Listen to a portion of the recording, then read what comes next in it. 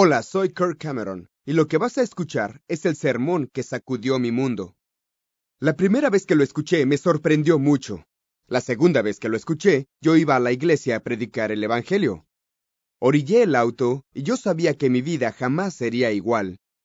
Así de poderoso es este sermón, y me alegro que tomes el tiempo para oírlo ahora.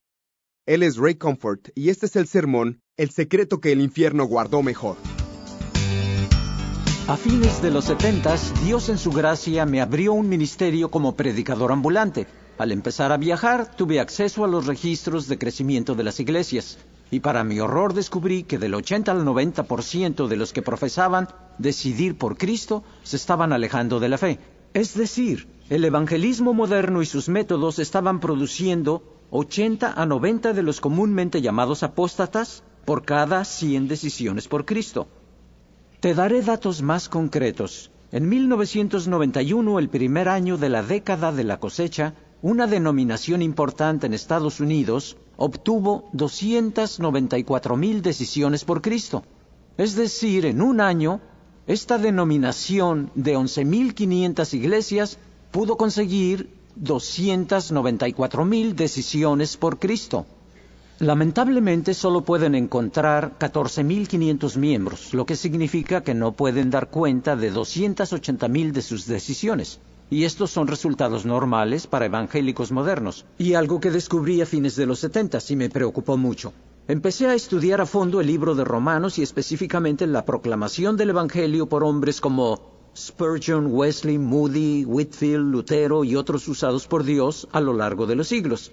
Y descubrí que usaban un principio casi olvidado por los métodos evangélicos modernos.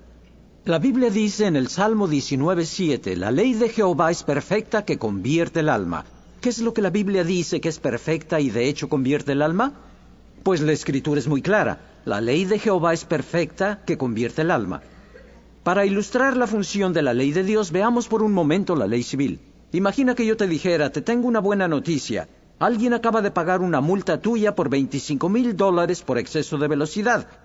Tal vez contestarías, ¿de qué estás hablando? Esa no es buena noticia, no tiene sentido. Nadie me ha multado por $25,000 por exceso de velocidad. Mis buenas noticias no serían buenas para ti. Parecería necedad, te parecería ofensivo porque estoy insinuando que has violado la ley cuando tú no crees haberlo hecho.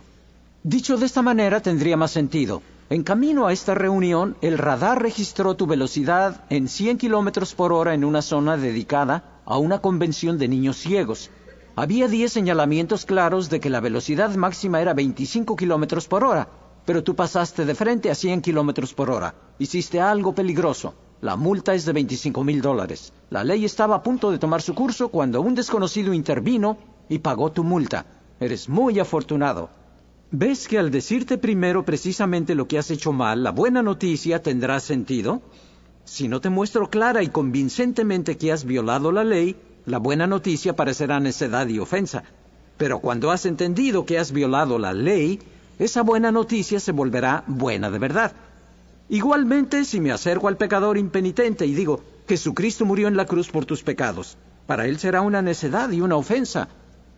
Es necedad porque no tendrá sentido. La Biblia dice que la predicación de la cruz es locura para los que perecen.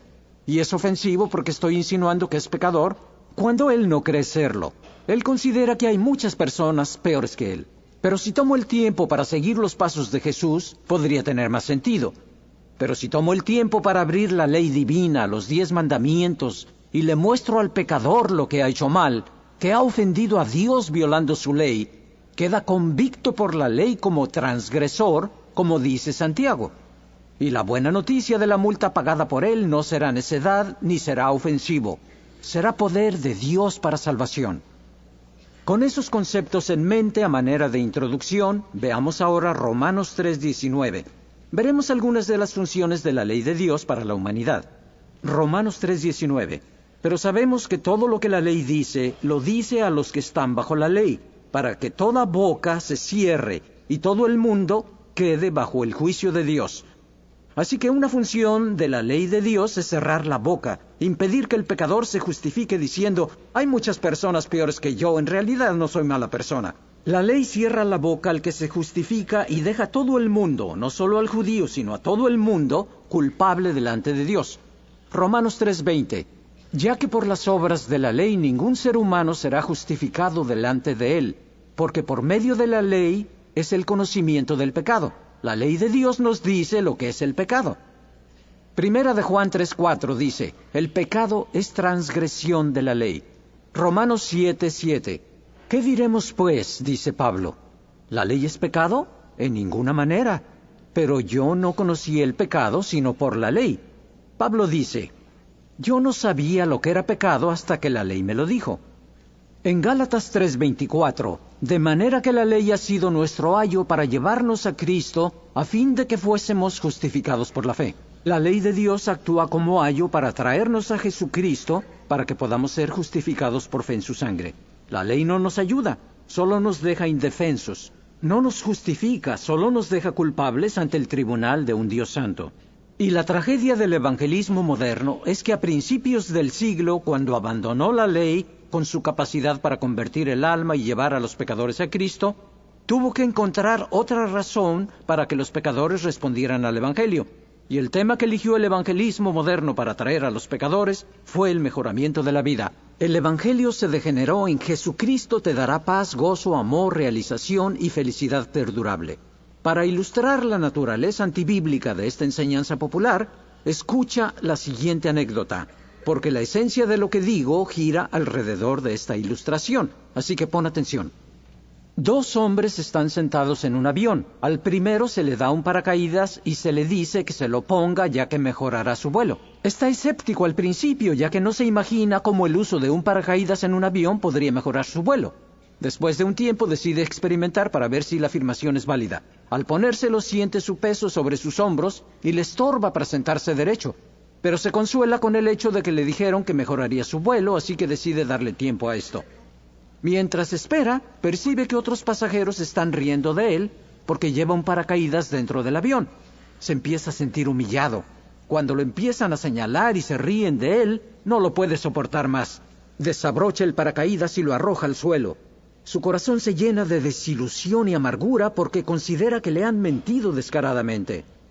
Al segundo hombre se le da un paracaídas y se le dice que se lo ponga porque en cualquier momento tendrá que saltar del avión a 10,000 metros de altura. Agradecido se pone el paracaídas y no siente su peso sobre sus hombros ni le molesta para sentarse derecho. Su mente está absorta pensando lo que pasaría si saltara sin ese paracaídas. Analicemos la motivación y el resultado de la experiencia de cada pasajero. La motivación del primero al ponerse el paracaídas era mejorar su vuelo. El resultado fue que se sintió humillado por los pasajeros, estaba desilusionado y algo amargado contra los que le dieron el paracaídas. Por lo que a él toca pasará mucho tiempo antes de que alguien le vuelva a poner una de esas cosas en la espalda. El segundo hombre se puso el paracaídas solo para escapar del salto que le esperaba. Y sabiendo lo que le pasaría si saltaba sin él, tiene un profundo gozo y paz en su corazón al saber que está a salvo de una muerte segura. Este conocimiento le da la capacidad para resistir las burlas de los pasajeros. Su actitud hacia quienes le dieron el paracaídas es de profunda gratitud. Escucha lo que dice el Evangelio moderno. Ponte al Señor Jesucristo, Él te dará amor, gozo, paz, realización y felicidad perdurable. O sea, Jesús mejorará tu vuelo. El pecador responde y de manera experimental se pone al Salvador para ver si las promesas son ciertas. ¿Y qué recibe?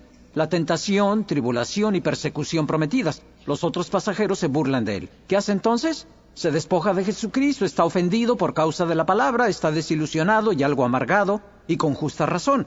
Se le prometió paz, gozo, amor, realización y felicidad perdurable, y lo que obtuvo fueron pruebas y humillación. Su amargura se dirige contra los que le dieron las llamadas buenas noticias. Su postrer estado es peor que el primero, otro apóstata, inoculado y amargado.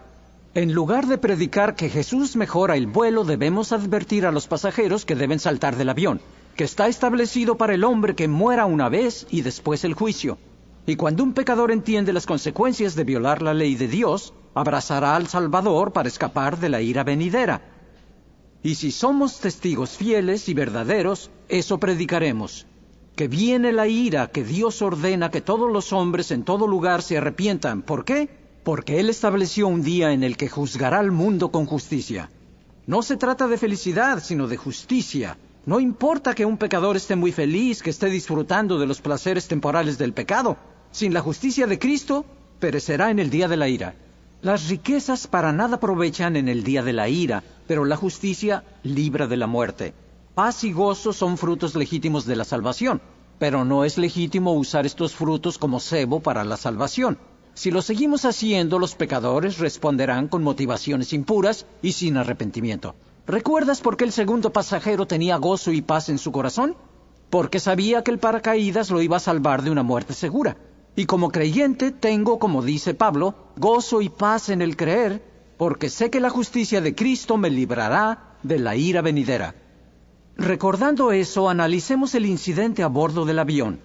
Tenemos a una sobrecargo recién contratada. Lleva una charola de café hirviendo. Es su primer día y quiere impresionar a los pasajeros.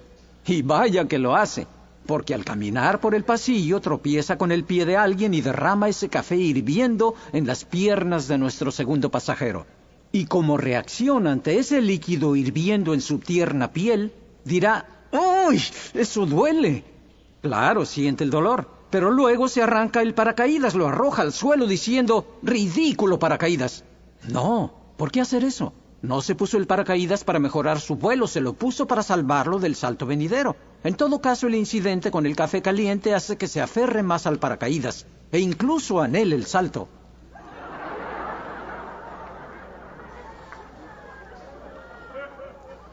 Si tú y yo nos ponemos a Jesucristo con la motivación correcta para escapar de la ira venidera, cuando venga la tribulación, cuando el vuelo se vuelva turbulento, no nos enojaremos con Dios, no perderemos nuestro gozo y paz. No vinimos a Cristo buscando la felicidad, vinimos huyendo de la ira venidera. La tribulación acerca al verdadero creyente más al Salvador. Pero tristemente tenemos miles de cristianos profesantes que pierden su gozo y paz cuando el vuelo se vuelve turbulento. Son producto de un evangelio centrado en el hombre. Vinieron sin arrepentimiento, sin el cual no se puede ser salvo. Hace poco estuve ministrando en Australia, una isla pequeña cerca de la costa de Nueva Zelanda.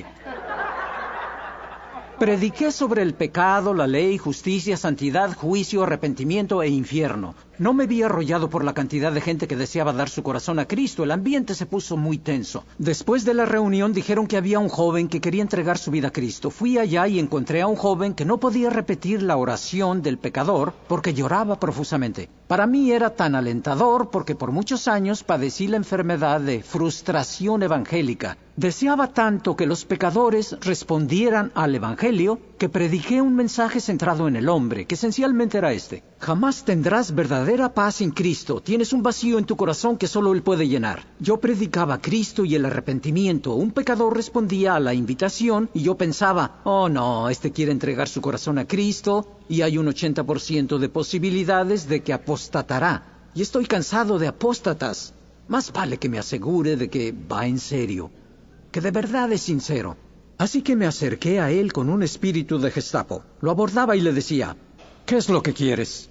Estoy aquí para hacerme cristiano. ¿Lo dices en serio? Y dijo: sí, supongo.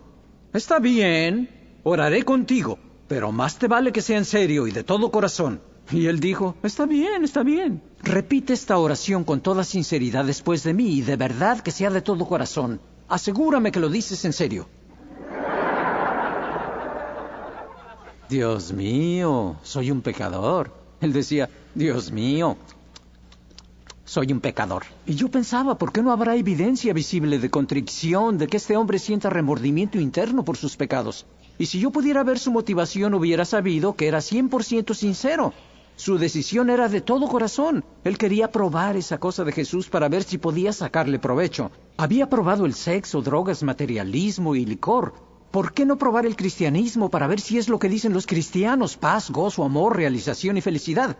No huía de la ira venidera porque nadie le había dicho que existiera. Había una omisión de mi mensaje. Él no estaba quebrantado ni contrito porque el pobre ignoraba lo que era el pecado.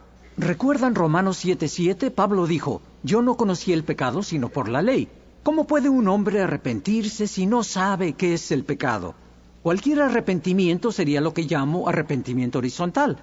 Se acerca porque les ha mentido a los hombres y les ha robado. Pero cuando David pecó con Betsabé, violó los 10 mandamientos y codició la esposa de su prójimo, vivió una mentira, cometió adulterio, homicidio, deshonró a sus padres y a Dios. No dijo: he pecado contra el hombre, dijo: contra ti solo he pecado y he hecho lo malo delante de tus ojos. Cuando José fue tentado sexualmente dijo, ¿cómo pues haría yo este grande mal y pecaría contra Dios? El hijo pródigo dijo, he pecado contra el cielo. Pablo predicó arrepentimiento y la Biblia dice, la tristeza que según Dios produce arrepentimiento, y cuando el hombre no entiende que su pecado es vertical, se acercará con un mero arrepentimiento horizontal, superficial, experimental, y se apartará cuando venga la tribulación, la tentación y la persecución.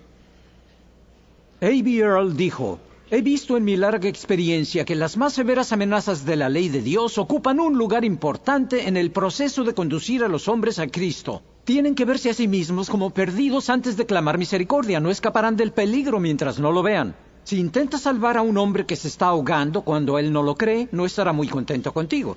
Lo ves nadando en el agua y piensas, se está ahogando. Te arrojas al agua, lo arrastras a la orilla sin decirle nada. No va a estar muy contento contigo. No deseará ser rescatado mientras no comprenda que está en peligro. No escaparán del peligro mientras no lo vean. Si vinieras a decirme, oye rey, este es un remedio para la enfermedad de la quejidosis. Vendí mi casa para juntar el dinero para conseguir este remedio y te lo estoy regalando. Yo tal vez reaccionaría así. ¿Qué? ¿Remedio para qué? ¿Quejidosis? ¿Vendiste tu casa para conseguir el dinero para este remedio? ¿Y me lo estás regalando? Gracias a Dios, este tipo está loco.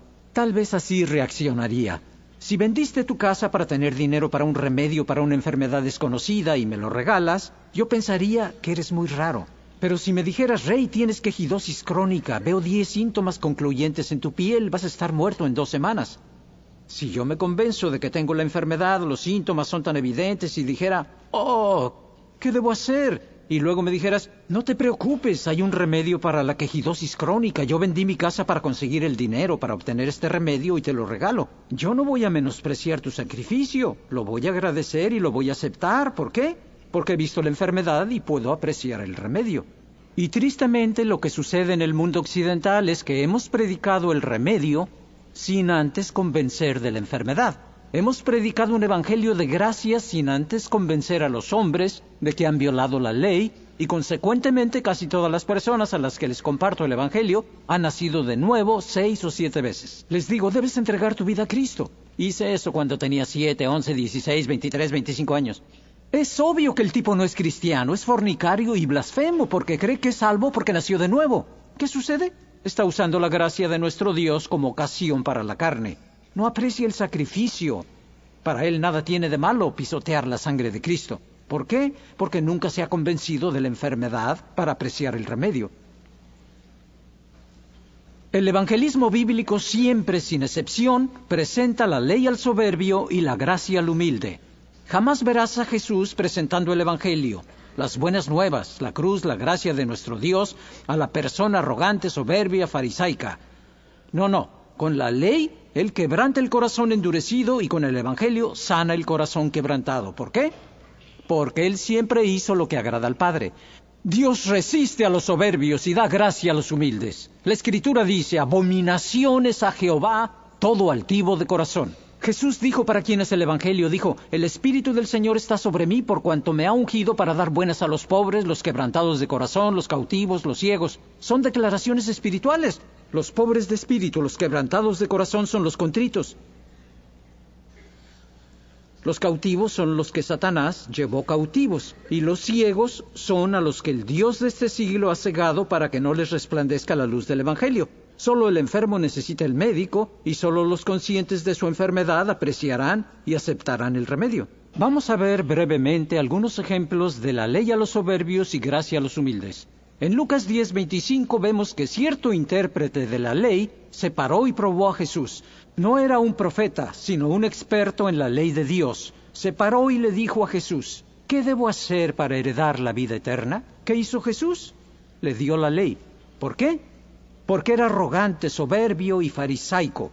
Se trata de uno que profesa ser experto en la ley de Dios y está probando al Hijo de Dios. Su pregunta era, ¿y tú qué piensas que tenemos que hacer para tener vida eterna? Jesús le dio la ley y dijo, ¿qué está escrito en la ley? Amarás al Señor tu Dios con todo tu corazón, alma, mente y fuerzas y a tu prójimo como a ti mismo. Jesús dijo, haz esto y vivirás. Entonces la Escritura dice, pero él queriendo justificarse a sí mismo, dijo a Jesús, ¿y quién es mi prójimo? La Biblia señala claramente el efecto de la ley sobre el hombre y dice, el hombre quería justificar su falta de amor por ciertas clases de personas y preguntó, ¿cuáles prójimos? Los judíos no le caían tan mal, pero tampoco los samaritanos, así que Jesús entonces le contó la historia del buen samaritano, que en realidad no era tan bueno.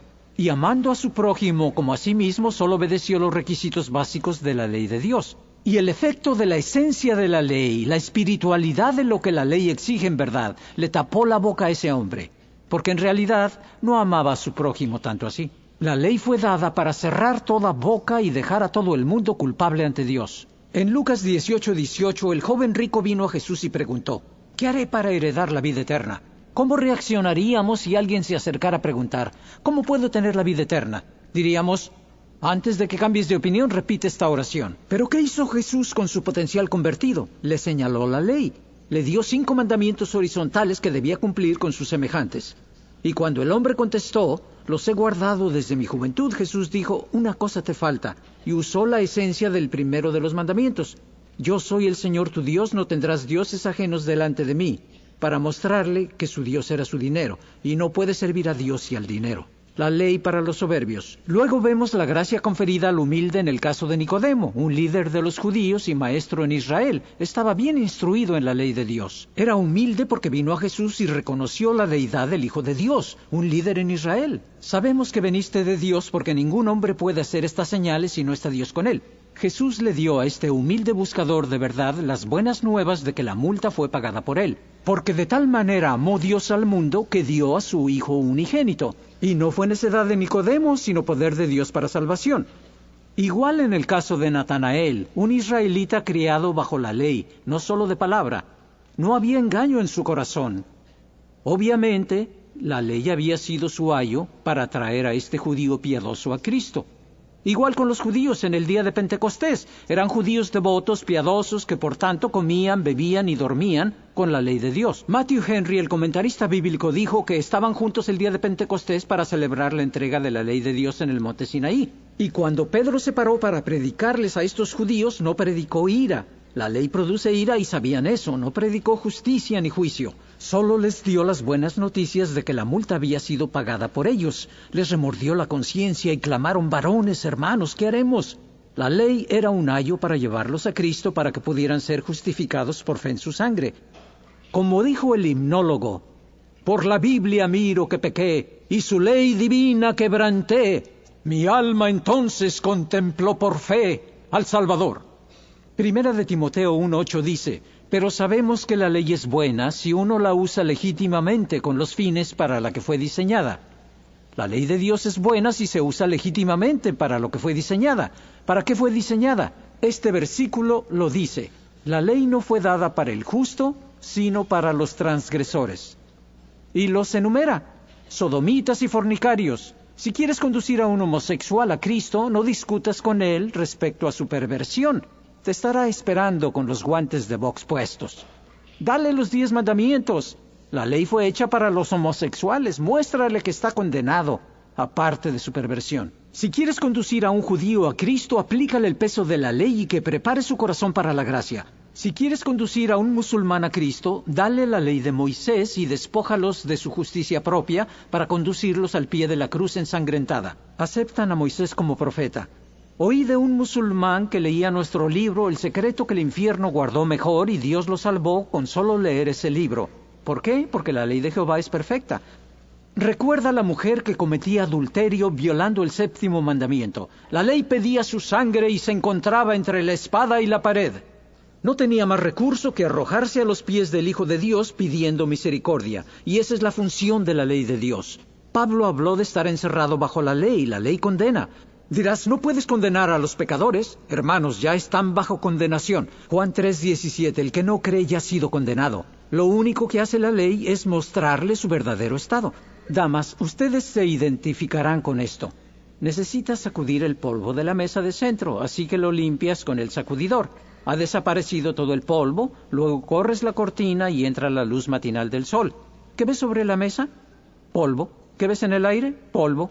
¿La luz creó ese polvo? No, la luz solo mostró el polvo. Y cuando corremos la cortina del lugar santísimo y dejamos entrar la luz de la ley de Dios para iluminar el corazón del pecador, lo único que sucede es que se aprecia como es. El mandamiento es lámpara y la ley es luz. Por eso Pablo dijo, por la ley es el conocimiento del pecado.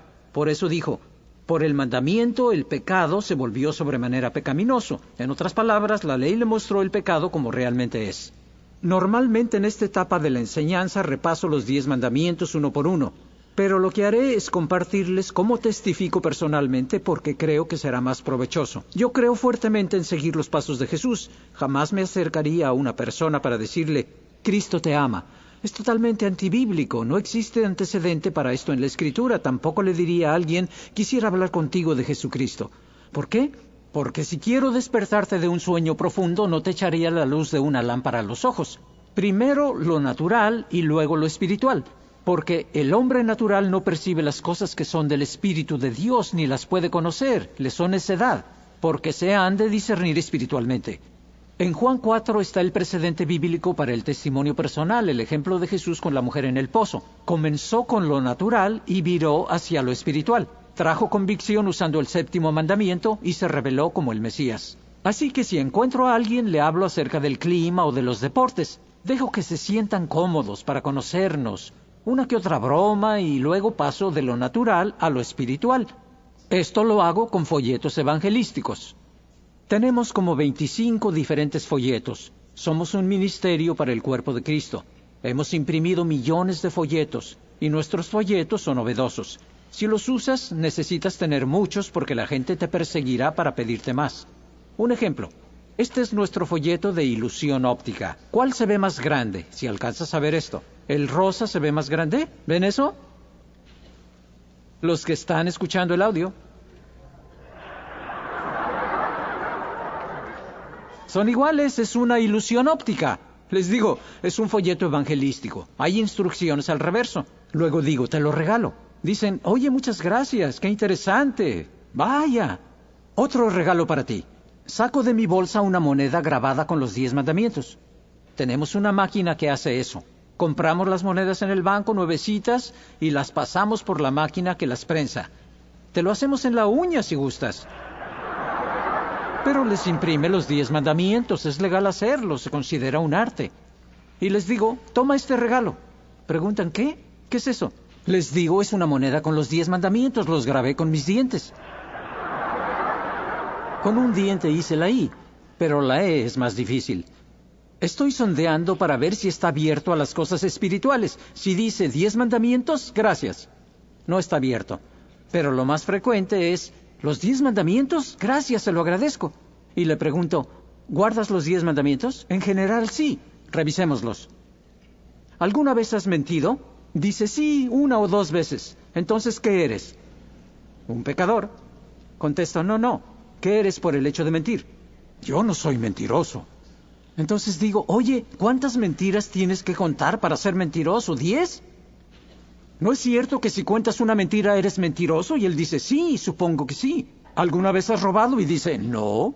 Acabas de confesar que eres mentiroso. ¿Alguna vez has robado algo, aunque sea pequeño? Y dice, sí. Entonces, ¿qué eres? Y dice, un ladrón. Jesús dice, si miras a una mujer con codicia, cometes adulterio con ella en tu corazón. ¿Lo has hecho? Dice, sí, muchas veces. Reconoces que eres mentiroso, ladrón y adúltero de corazón y tendrás que enfrentar a Dios el día del juicio. Vimos 3 mandamientos y quedan 7. ¿Has usado el nombre de Dios en vano? Sí, pero trato de evitarlo. En lugar de usar una maldición para expresar tu sorpresa o disgusto, usas el nombre de Dios. Eso es blasfemia. La Biblia dice, de cada palabra ociosa que hable el hombre tendrá que dar cuentas el día del juicio. El Señor no tendrá por inocente al que usa su nombre en vano. La Biblia dice que si odias a alguien eres homicida. Lo maravilloso de la ley de Dios es que Él se dio el tiempo para escribirlo en nuestro corazón. Romanos 2:15. Mostrando la obra de la ley escrita en sus corazones, dando testimonio su conciencia. Conciencia significa con conocimiento. Ciencia, conocimiento, conciencia. Así que al mentir, codiciar, fornicar, blasfemar, cometer adulterio, lo hace con conocimiento de que es malo. Dios ha dado luz a todo hombre. El Espíritu Santo lo redarguye de pecado, justicia y juicio. Pecado que es transgresión de la ley, justicia que viene por la ley y juicio que es según la ley. Su conciencia lo acusa. La obra de la ley está escrita en su corazón y la ley lo condena. Así que digo, si Dios te juzga de acuerdo a estas normas en el día del juicio, serás inocente o culpable. Me dice, culpable. Le digo, ¿crees que irás al cielo o al infierno? Y la respuesta suele ser, al cielo. Producto del Evangelio moderno. ¿Por qué piensas eso? Porque piensas que Dios es bueno y pasará por alto tu pecado y dices, sí, así es. Yo digo, intenta eso en un juzgado. Has cometido violación, homicidio, tráfico de drogas, delitos muy serios. Y el juez dice, eres culpable. ¿Tienes algo que decir antes de tu sentencia? Y tú dices, sí, señor, yo creo que usted es un buen hombre y que pasará por alto mis delitos. El juez dirá, en eso tienes razón, soy hombre bueno, y porque soy bueno me encargaré de que se haga justicia. Y porque soy bueno, recibirás tu castigo. Y lo que el pecador espera que lo libere el día del juicio, la bondad de Dios, es lo que lo va a condenar.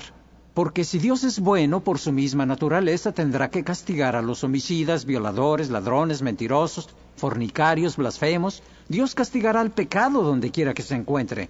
Con este conocimiento él podrá comprender que su pecado es vertical, que ha pecado contra el cielo, que ha violado la ley de Dios y lo ha provocado, y que la ira de Dios está sobre él. Entiende que ha sido pesado en la balanza de la justicia eterna y ha fallado. Y entiende su necesidad de un sacrificio, que Cristo nos redimió de la maldición de la ley. Dios muestra su amor hacia nosotros en que siendo aún pecadores murió por nosotros. Nosotros violamos la ley y Él pagó la multa, así de simple. Si un hombre se arrepiente y pone su fe en Jesús, Dios perdonará sus pecados y el día del juicio, cuando se presente el caso, Dios dirá, tu caso está anulado por falta de pruebas. Cristo nos redimió de la maldición de la ley hecha por nosotros maldición. El pecador puede arrepentirse delante de Dios, creer en el Señor Jesucristo, poner su mano en el arado y no mirar atrás porque es apto para el reino. Esa palabra apto significa listo para ser usado. El terreno de su corazón ha sido cambiado para que reciba la palabra injertada, la cual puede salvar su alma. No tengo tiempo para compartir con ustedes estas citas, pero están en la literatura. Tal vez reconozcan sus nombres. John Wycliffe, el traductor de la Biblia, dijo, el más elevado servicio al que puede aspirar un hombre sobre la tierra es predicar la ley de Dios. ¿Por qué? Porque llevará al pecador a la fe en el Salvador, a la vida eterna. Martín Lutero dijo, el primer deber del predicador del Evangelio es declarar la ley de Dios y mostrar la naturaleza del pecado. Al leer estas citas, estos hombres tienen mucha convicción. Dicen cosas como, si no usas la ley en la proclama del Evangelio, llenarás la iglesia de falsos convertidos, oyentes que son terreno pedregoso, que recibirán la palabra con gozo y alegría. Oigan lo que dijo Martín Lutero. Satanás, el Dios de toda disensión, diariamente despierta nuevas sectas, y finalmente ha levantado una secta que enseña que los hombres no tienen por qué ser aterrorizados por la ley, sino que deben ser exhortados con la predicción de la gracia de Cristo. ¿Qué está diciendo Lutero? Dice, miren señores, existe una secta satánica demoníaca que acaba de aparecer. Ha levantado una secta que enseña que no hay que espantar a la gente con la ley, sino exhortarlos con la predicación de la gracia de Cristo, lo cual describe a la perfección la mayor parte de nuestro evangelismo.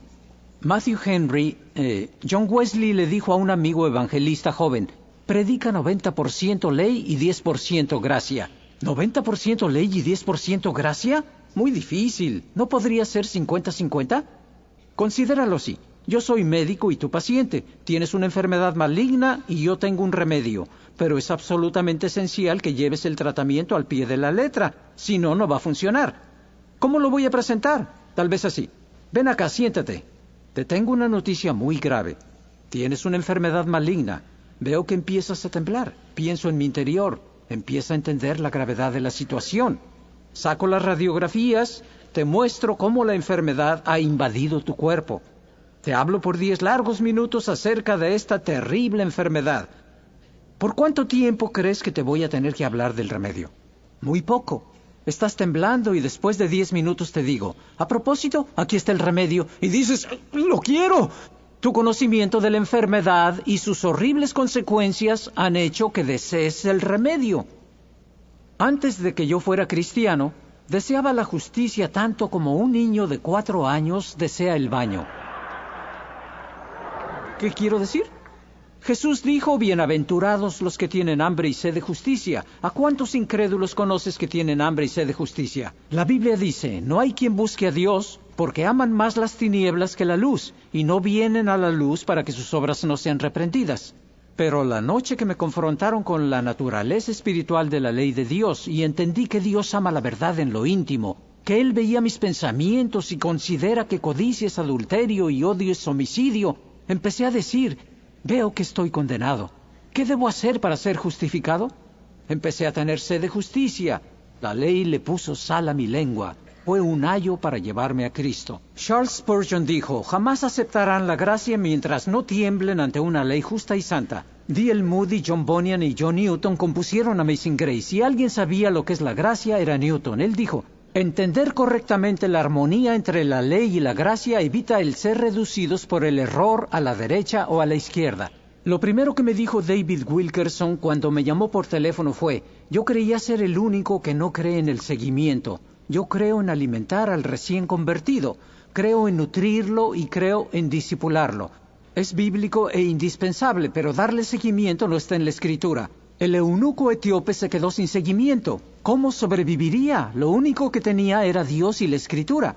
Déjenme explicar el seguimiento. El seguimiento se hace cuando conseguimos decisiones, ya sea por una cruzada o por la iglesia local, y tomamos obreros del campo que de por sí son pocos, y les encargamos la desalentadora tarea de perseguir estas decisiones para asegurar que sigan caminando con Dios. Esto equivale a la poca confianza que tenemos en el poder de nuestro mensaje y en el poder de Dios para guardarlos. Si Dios los ha salvado, Él los ayudará. Si han nacido de Dios, jamás perecerán. Si Él inició una buena obra en ellos, la perfeccionará. Si Él es el autor de su fe, la consumará. Él salva a los que se acercan a Dios, los guarda sin caída y los presenta sin mancha ante su presencia. Jesús dijo, nadie los arrebatará de la mano de mi Padre. El problema es que Lázaro tiene 4 días de muerto. Podemos entrar a su tumba, arrastrarlo fuera, podemos apoyarlo, abrirle los ojos, pero apesta. Necesita oír la voz del Hijo de Dios. El pecador tiene 4 días muerto en sus pecados. Podemos decirle, repite esta oración, pero aún le falta oír la voz del Hijo de Dios o no habrá vida en él. Y lo que prepara el oído del pecador para escuchar al Hijo de Dios es la ley. Es un ayo para llevarlo a Cristo para que pueda ser justificado por su fe. La ley funciona, convierte al alma y hace de la persona una nueva creación en Cristo. Las cosas viejas pasan y todas las cosas son hechas nuevas. Así que búscate un pecador y experimenta con él. No me refiero a la predicación fogosa sobre el infierno. La predicación fogosa sobre el infierno producirá convertidos atemorizados. El uso de la ley de Dios producirá convertidos arrepentidos. Un hombre viene a Cristo porque quiere escapar de las llamas del infierno, pero en su corazón piensa que Dios es severo e injusto. Como no se ha usado la ley para mostrarle la naturaleza excesivamente pecaminosa de su pecado, no cree que el infierno sea justamente lo que merece. Por tanto, no entiende ni la misericordia ni la gracia y por eso no está agradecido con Dios por su misericordia. Y la gratitud es la principal motivación para el evangelismo. No habrá ningún celo evangelístico en el corazón del falso convertido. Pero otro hombre viene a Cristo sabiendo que ha pecado contra el cielo y que los ojos de Dios ven lo bueno y lo malo y Dios ha visto la oscuridad como si fuera la más pura luz, ha visto sus pensamientos. Si Dios en su santidad el día de la ira manifiesta todos los pecados secretos de su corazón, sus hechos en las tinieblas, todas las pruebas de su culpa, como una cosa inmunda, Dios lo lanzará al infierno y sería justo. Pero en lugar de justicia le da misericordia, le muestra su amor en que siendo aún pecador, Cristo murió por él. Él se postra de rodillas y dice, Dios mío, si tú has hecho eso por mí, yo haré lo que sea por ti. Me deleito en hacer tu voluntad, oh Dios, tu ley está grabada en mi corazón. Y como el hombre que sabía que tenía que pasar por la puerta y enfrentar la ley de la gravedad, jamás se quitaría su paracaídas, porque su vida dependía de él, así el que viene al Salvador sabiendo